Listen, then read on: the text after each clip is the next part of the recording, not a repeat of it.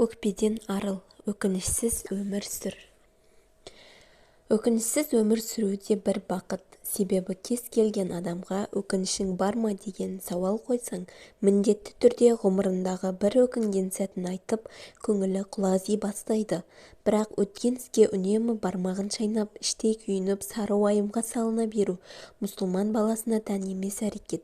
Өкпе мен өкініш сезімі көбейген сайын адамның сезу қабілеті де төмендей береді. Ал өкпе ренішті ұмытып, бар реніштен тазарған жандар тіпті ауаның тәтті екендігін сезеді. Өмірдің кішкентай бір мезеттерінен ләззат ала бастайды. Біз адам баласы энергетикалық қапшық секілдіміз. Бойымызға осы қуат көзі берілді. Ал біз басқан ренжітіп, өзіміз де өзгеге ренжіген сайын денемізде энергетикалық тесіктер пайда бола бастайды. Аллаға құлшылық етіп, уақытында ұйықтап, денсаулығымызды күтіп, демалып, тамақтану арқылы энергияны жинап, кеткен күш-қуатты орнына келтіре аламыз. Энергетикалық тесіктердің көп болуы біздің мақсатымызға жете алмай, кез келген ойға алған істерімізді жоспарлағанымыздай тәмамдауына өте үлкен кедергі келтіреді. Мұның барлығы бойымыздағы өкпе реніштің салдары екенін ешқашан ұмытпа. Бұлай жалғаса берсе, ренішке толған жүзімізде шуақ шашпай, кірбің тартып, көз жарнамыз солғын, санасы негативке толы, өкпе реніш арқалап алған әйелге қалай айналып кеткенімізді аңғармай да қаламыз. Энергетикалық тесіктер көбейген сайын бүкіл ағзамыз порсыған су секілді мұңсып, миымыз жақсы ойға жұмылмай, пайдасыз, керексіз кесек секілді жатамыз да қоямыз. Адам энергиясыз жүре алмайды. Қуат бізге міндетті түрде қажет. Іштегі қуат көзі төмендеген соң энергия алуды сырттан іздейміз. Энергетикалық вампир деген сөзді естіген боларсыз. Ондай адамдар өзге адамның энергия алу үшін сыртқа негатив шашып, жақсы адамның позитив ойын ұрлау арқылы жоқ жерден ұрыс шығарып, айналасына өз психологик қоқысын лақтырып, ішінде сіресіп тоңып қалған реніш өкпесін, өмірінің сәтсіздік тұстарына жанында жүрген адамдарды кінәлап өмір сүреді. Құдайдан ырыс-берекесі артуын тілеп қойсаң да ұтылмайсың. Өйткені жаратушымыз ізгілікке шақырып, іріткіден қайтарушыларды жақсы көреді. Сөйтер болсаң, ол кісіден шыққан негативті көңіліне де алмайсың. Қанша жерден аузына ақ ит кіріп, көк ит шығып жатса да, ренжімеңіз, сізге де сәттілік тілеймін, күніңіз сәтті өтсін деп жымиып жөніне кете берер болсаң, өзіңнің таза энергияңды сақтайсың. Сосын өмірде жиі кездесіп жататын қателіктеріміздің бірі, әйелдер қауымы сырттан жинап келген барлық негатив, нашар энергияны балаларына беріп, оны қалай бергенін өздері байқамай, біраз уақыттан кейін баласының тәртібі мен қалыптасуына шағымданып отырады.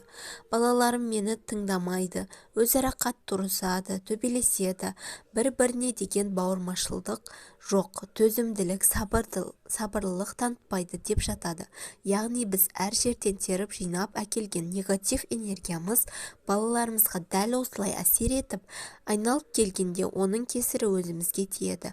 Сол үшін өкпе ренішті сырттан әкелген жаман пікір және көзқарас энергиясын бәрінде есіктің сыртында қалдырыңыз. Жан дүниеңізді тазалап, өз эмоцияңызды басқарып алсаңыз, балаңыздың болашағы да, психологиясы да қалыпты түрде дамитын болады. Кез келген ренішті шығарып алып, өкінішке толы өмірден алыстап, Алланың әр нығметіне риза болып, орындалмаған істерді мұның да бір хайыры бар деп қабылдап, әрбір негативті нұрға айналдырып отырсақ, айналамыз да жуаққа толады, бәрі де жақсы болады. Абайла көңіл қымбат. Құрметті ханымдар, адамның көңілі аяулы, біз тек өз ішіміздегі ренішті ойлай бермей, өзіміз де өзгелерді ренжітіп жүрген жоқпыз ба? Көңілге тиетін зілді сөздер айтып, жақындарымыздың жанын жаралап, ата-анамызды, бауырларымызды өкпелетіп алмадық па? деген сұрақтар төңірегінде де ойлана жүруіміз қажет.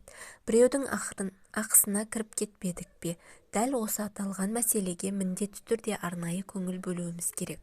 Біз адамның көңілі қаншалықты қымбат әрі аяулы екенін мына мысал арқылы түсіндіргіміз келеді. Бәрің де жақсы білесіңдер, мұсылман баласының 5-ші парызы қажылық саналады, яғни қасиетті Мекке қаласына сапар.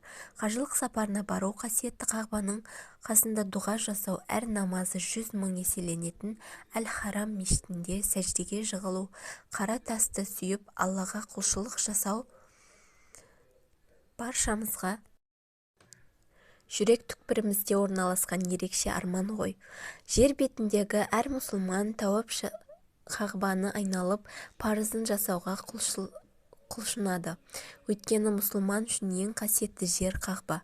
Бірақ сол Қағбаны айналып жүріп немесе қарап сүйемін деп асығып келесі бір мұсылманға қиыншылық жасауға болмайды. Яғни итеріп, аяғын басып, ашуына тиюге болмайды. Өйткені шариғатымыз қара тастанда мұсылманның хақысы, көңілі аяулырақ екенін айтады. Осының өзінен ақ келесі бір жанның көңілі асыл дінімізде өте жоғары бағаланатыны айқын көрінеді. Күнделікті күйбең тіршіліктің көлеңкесінде жүріп, мән бере бермейміз. Қаншама бауырымызды, әпке қарындастарымызды, тіпті ет жақындарымызды да ренжітіп, көңілі тұрмақ оның жеке әлемін сыйламай, кейде артық кетіп жататын қателіктеріміз болып тұрады. Сондықтан осы кітапты оқыған сәттен бастап ешкімді ренжітпеуге тырысып, кез келген адамның көңіліне қарап сөйлеуге тырыса бастауымыз керек. Бабадан қалған ұят иманнан деген керемет сөз бар. Біреудің көңіліне қарап абыройына нұқсан келтіретін сөз айтып қалудан сақтанып жүру де иманнан. Кез келген нәрсенің сұрауы бар. Бүгін біреудің жүйкесін жұқартсақ, ертең біреу біздің ар-ожданымызға тиіп жүйкемізді жүн қылуы мүмкін. Кез келген нәрсенің де қайтарымы бары да өтірік емес. Мысалы, біреудің сыртынан сөйлеп, мысқылдап сынасақ, не көңіліне тисек, мұндай жағдай біздің де басымызға келуі ғажап емес.